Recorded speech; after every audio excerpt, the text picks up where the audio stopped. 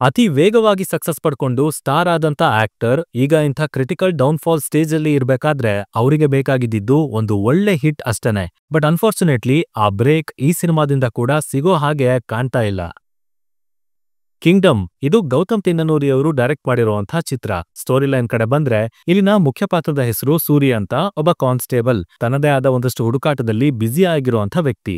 But ಇಂಥವನಿಗೆ department higher official ಕಡೆಯಿಂದ ಒಂದು ದಿನ ಮಿಷನ್, ಒಂದು ಟಾಸ್ಕ್ ಅಂತ ಸಿಗತ್ತೆ. ಅಂಡ್ ಅದು ಇಂಡೈರೆಕ್ಟ್ಲಿ ಅವನ ಹುಡುಕಾಟಕ್ಕೂ ಸಹಾಯ ಮಾಡೋ ರೀತಿನೇ ಇರುತ್ತೆ. ಸೊ ಆ ಟಾಸ್ಕ್ ಏನು, ಅವನು ಏನನ್ನ ಹುಡುಕ್ತಾ ಇದ್ದಾನೆ, ಅಂಡ್ ಇಷ್ಟೆಲ್ಲ ಮಾಡೋದ್ರ ಹಿಂದೆ ಅವನಿಗಿದ್ದಂತ ಉದ್ದೇಶ ಎಂತದ್ದು ಅನ್ನೋದನ್ನ ನೀವು ಫಿಲ್ಮ್ ಅಲ್ಲಿ ನೋಡಿನೇ ತಿಳ್ಕೋಬೇಕು. ಇನ್ನ ಆಕ್ಚುಲ್ ಆಗಿ ಸಿನಿಮಾ ಹೇಗಿದೆ, ನನಗೆ ಇಷ್ಟ ಆಯ್ತು, ಏನೇನೆಲ್ಲ ಕಷ್ಟ ಆಯ್ತು, ಇದೆಲ್ಲದ್ರ ಬಗ್ಗೆನೂ ಡೀಟೇಲ್ಡ್ ಆಗಿ ಮಾತಾಡ್ತೀನಿ. ಆದ್ರೆ ಅದಕ್ಕಿಂತ ಮುಂಚೆ ಚಾನಲ್ಗೆ ಹೊಸಬ್ರಾಗಿದ್ರೆ ಸಬ್ಸ್ಕ್ರೈಬ್ ಮಾಡ್ಕೊಳ್ಳಿ. ಅಂಡ್ ವಿಡಿಯೋ ಇಷ್ಟ ಆಯ್ತು ಅಂದ್ರೆ ಡೆಫಿನೆಟ್ಲಿ ಒಂದು ಲೈಕ್ ಕೊಟ್ಟು ಕಂಟಿನ್ಯೂ ಮಾಡಿ. 2000 ಲೈಕ್ಸ್ ಅಂತ ಅನ್ಕೊಂಡಿದ್ದೀನಿ, ನೋಡೋಣ ಏನ್ ಮಾಡ್ತೀರಾ ಅಂತ.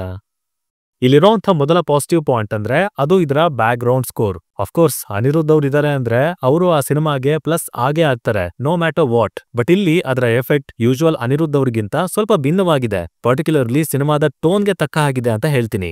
ಅಂದ್ರೆ ಸಿನಿಮಾ ರೆಗ್ಯುಲರ್ ಕಮರ್ಷಿಯಲ್ ತರಾನೇ ಟ್ರೀಟ್ ಆಗಿದೆ. ಬಟ್ ಇದರ ನರೇಷನ್, ಎಲಿವೇಶನ್, ಹೀರೋಯಿಸಂ ನ ಸೆಲೆಬ್ರೇಟ್ ಮಾಡುವಂತ ಸಂದರ್ಭಗಳು ಅವು ತುಂಬಾನೇ ಕಡಿಮೆ ಇದಾವೆ. ಹಾಗಾಗಿ ಸ್ಟೋರಿ ಒಳಗಡೆ ಎಲ್ಲೆಲ್ಲಿ ಫೀಲ್ ಮಾಡಿಸಬಹುದೋ ಅಂತ ಭಾಗದಲ್ಲಿ ಒಂದೊಳ್ಳೆ ಎಮೋಷನ್ ನ ಕಟ್ಟೋದಕ್ಕೆ ಸಹಾಯ ಮಾಡಿದೆ ಇದರ ಮ್ಯೂಸಿಕ್. ಅದರಲ್ಲೂ ಇಂಟರ್ವಲ್ ಹತ್ರ ಒಂದು ಮೊಮೆಂಟ್ ಕ್ರಿಯೇಟ್ ಆಗತ್ತೆ. ಅದರ ಎಕ್ಸಿಕ್ಯೂಷನ್, ಮ್ಯೂಸಿಕ್ ಇಷ್ಟ ಆಯ್ತು. ಇನ್ನು ಸಿನಿಮಾದ ಫಸ್ಟ್ ಹಾಫ್ ಡೀಸೆಂಟ್ ಆಗಿದೆ. ಬಿಕಾಸ್ ಅಲ್ಲಿ ತೀರಾ ಒಳಗಿಳಿದು ಬರ್ದಿಲ್ಲ ಅಂತ ಅಂದ್ರೂ ಕಥೆ ಶುರುವಾಗಿ ಇಂಟರ್ವಲ್ ಪಾಯಿಂಟ್ ತಲುಪೋವರೆಗೂ ಒಂದು ಪ್ರೊಸೆಸ್ ಅಂತ ಕಾಣುತ್ತೆ. ಹಂತ ಹಂತವಾಗಿ ಕಥೆ ಮುಂದೆ ಹೋಗ್ತಾ ಇರುತ್ತೆ. ಅಟ್ಲೀಸ್ಟ್ ಏನೋ ನಡೀತಾ ಇದೆ, ಇದ್ರ ಮುಂದೆ ಎಲ್ಲೋ ಲೀಡ್ ಸಿಕ್ಬಿಡ್ಬೋದು, ಏನೋ ಆಗ್ಬಿಡ್ಬೋದು ಅನ್ನೋ ಭಾವನೆಯಲ್ಲೇ ನಾವಿರ್ತೀವಿ. ಅಂಡ್ ಆ ಭಾಗ ಪರವಾಗಿಲ್ಲ, ಎಂಗೇಜಿಂಗ್ ಆಗಿತ್ತು.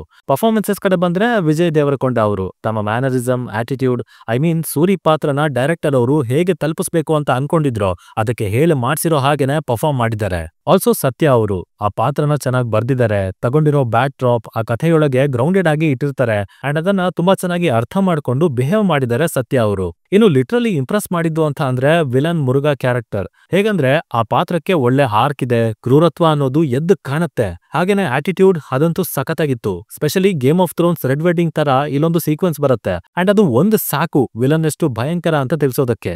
ಇವುಗಳ ಹೊರತಾಗಿ ಸಿನಿಮಾಟೋಗ್ರಫಿ ಹಾಗೆ ಸಾಕಷ್ಟು ಭಾಗದಲ್ಲಿ ಎಡಿಟಿಂಗ್ ಮತ್ತೆ ಇಂಟರ್ ಕಟ್ಸ್ ಚೆನ್ನಾಗಿದ್ವು ಅಂತ ಹೇಳ್ತೀನಿ. ಇನ್ನು ಇಲ್ಲಿನ ನೆಗೆಟಿವ್ಸ್ ಬಗ್ಗೆ ಮಾತಾಡೋದಾದ್ರೆ ಈ ಕಥೆ ಹೊಸದೇನೋ ಅಲ್ಲ, ಅದೇ ಹಳೆ ಟೆಂಪ್ಲೇಟ್ ಆಲ್ರೆಡಿ ನೋಡಿ ಆಗಿರೋ ರುಟೀನ್ ಕಥೆನೆ. ಸೊ ಹೀಗಿರುವಾಗ ಫಸ್ಟ್ ಆಫ್ ಆಲ್ ಕ್ಯೂರಿಯಾಸಿಟಿ ಅನ್ನೋದೇ ಬಿಲ್ಡ್ ಆಗಲ್ಲ. ಅಂತದ್ರಲ್ಲಿ ಯಾವುದೇ ತರ ಡೆಪ್ತ್ ಅನ್ನೋದನ್ನ ಕೊಡದೇನೆ, ಇಂಟೆಲಿಜೆಂಟ್ ರೈಟಿಂಗ್ ಅಂತಾನೂ ಇಲ್ದೇನೆ ಸೀನ್ ಟು ಸೀನ್ ಅದೇ ತರ ಟ್ರೀಟ್ಮೆಂಟ್ ಕೊಡ್ತಾ ಹೋದ್ರೆ ಎಲ್ಲಿಂದ ವರ್ಕ್ ಆಗ್ಬೇಕು ಹೇಳಿ.